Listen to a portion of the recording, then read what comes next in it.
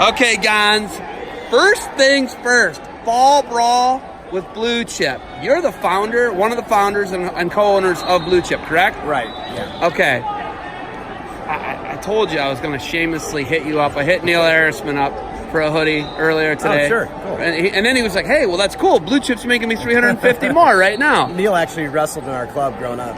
So in our summer club, our kids club and our summer club. And now he's buying stuff from me. He's awesome. a D1 head coach. Yeah, he's awesome. How awesome is that, right? And this is his hometown, he told me. He's from DeSoto, Kansas, just outside of Kansas City. That's pretty cool. Yeah. This event, though, I mean, we're looking at a nails top-notch event. You're looking at probably one of the top.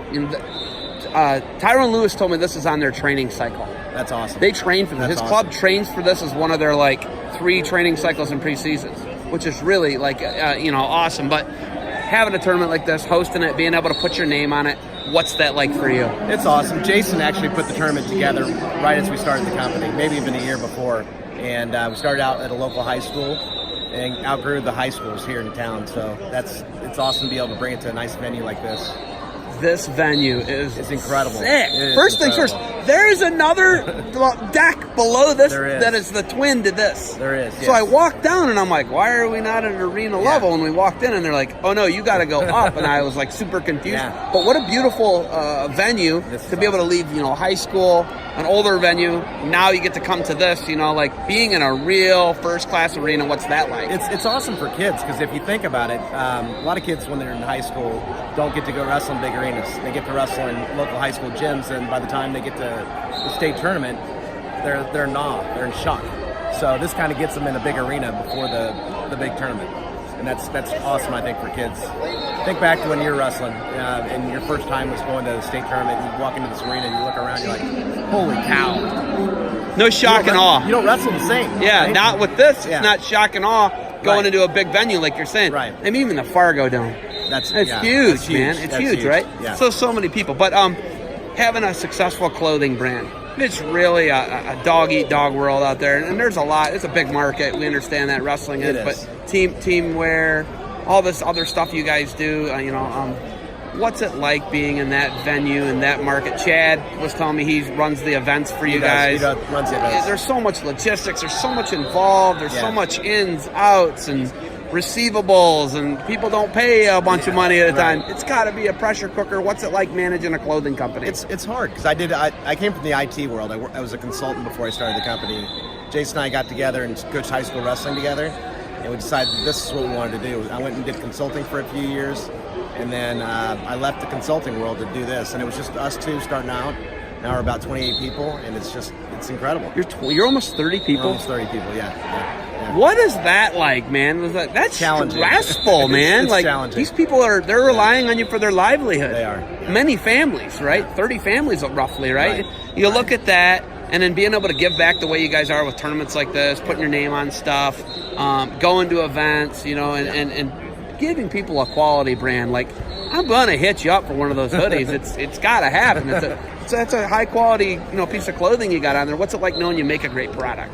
That's how we built the company, doing what we say we're going to do and taking care of people. It's just like when Jason and I first started, it was just us two, and we did everything. We delivered, we did the printing, if we stayed late at night, did everything else. It's still the same now. We take care of our people. They're our friends.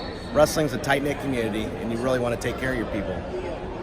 It only takes one bad order. It only takes one bad shipment, or the logistics don't get right. A UPS order gets put on the wrong porch, or the wrong company. Right. What's that like, putting those fires out when that happens? It's stressful, but you do what you say you're going to do. You take care of people, and that's how we founded the company, and that's one of our core principles. Do what you say you're going to do. No, don't make excuses. You're going to make mistakes. Things are going to happen. It's how you deal with those mistakes that differentiate yourself from other people.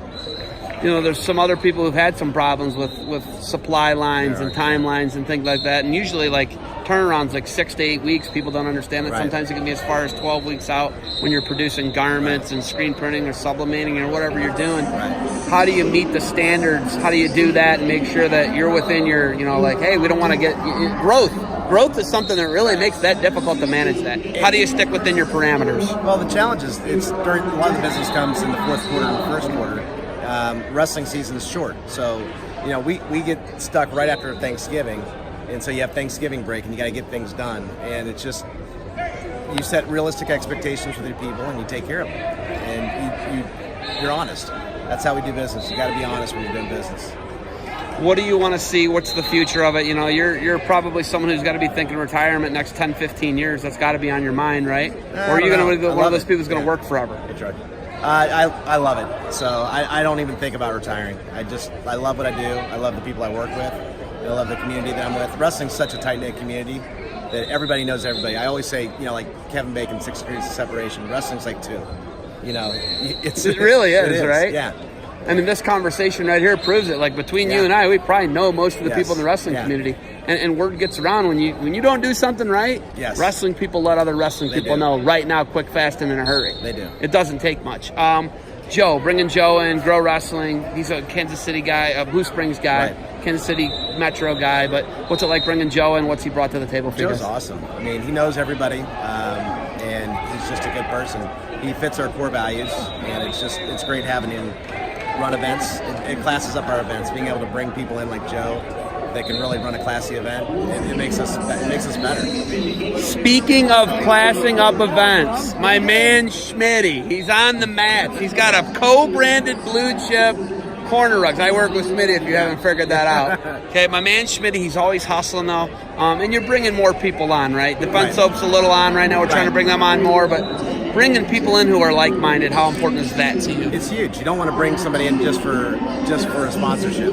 You want to bring somebody in that shares the same values that you do, takes care of their customers the same way you want to be taken care of. Ultimately, what do you want to see out of Fall Brawl? You know, you're going to grow into this arena. You know, you already have, I think. But, you know, where do you see it going? Where do you see all your other, you know, blue chip events going? Where do you want them to go? I think we want to see this venue. We want to grow to about 1,200 kids in this venue and really get a tough high school tournament similar to the Super 32 for the Midwest region. Could it be stacked? Could the bottom floor and the top floor, could it be stacked? That's a good question. Logistically, I don't know. I mean, I want it to be. I don't know if I'll be able to survive running up and down, but if you stack it, it'd be out of this world, and we right? want to create opportunity for women too. We want to bring in women's wrestling. We tried it this year, it didn't work out, but we want to do that in the future for all of our events, bring in a women's division. That's where the growth of our sport's really headed. When am I going to be back for a factory tour? When am I going to get to see the nuts and bolts of it, man? You want to. Anytime. Maybe Stampede. Yeah, that'd be awesome. Because Stampede's here, isn't it? It's here. It's at this venue. Oh, I'm excited. All right, Gonz, we got some hammers out here wrestling. Joe and I are going to call the finals. You got anything else for me?